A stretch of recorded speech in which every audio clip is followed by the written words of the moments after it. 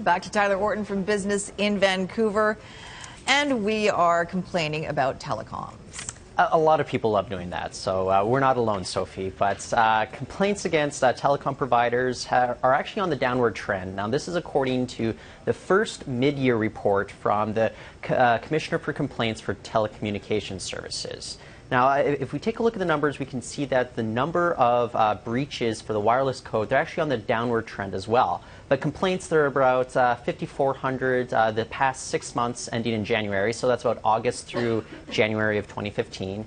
Whereas wireless code breaches are at about 328, and they're actually on an upward trend here. Now, if we take a look at the next set of numbers here, I want to circle out 3 of the big players here, Bell, Rogers, and Vancouver-based TELUS. Those are the big 3 telecom providers here in Canada, and we can see Bell and Rogers are at the very top of the list, but TELUS, they're at number 6. They only had 243 of complaints compared with Bell, which had about just under 2,000, Rogers, which had about 1,200.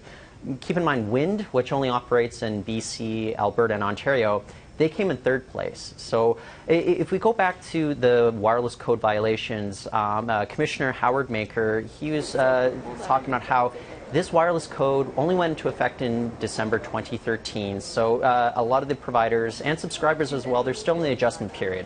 Now, the code, it provides provisions against, say, no cancellation fees after 24 months, clarity over contracts, and devices have to be unlockable after a certain time period as well. So again, providers are still getting adjusted to this, so that's why we're a bit on the upward trend in that category. However, complaints, they are on the downward trend. Now, because this is the first mid-year report, it means that there's no real apples-to-apples comparison towards another 6-month period. All we can really do is look at a previous annual reports and kind of double the numbers that we have today, and we can figure out where they're trending. So, for example, Bell and Rogers, Bell is on an upward trend. It looks like they could be trending towards 300 additional complaints compared to last year, and Rogers could have another 100 additional complaints. Whereas TELUS, they're trending towards 300 fewer complaints compared to last year.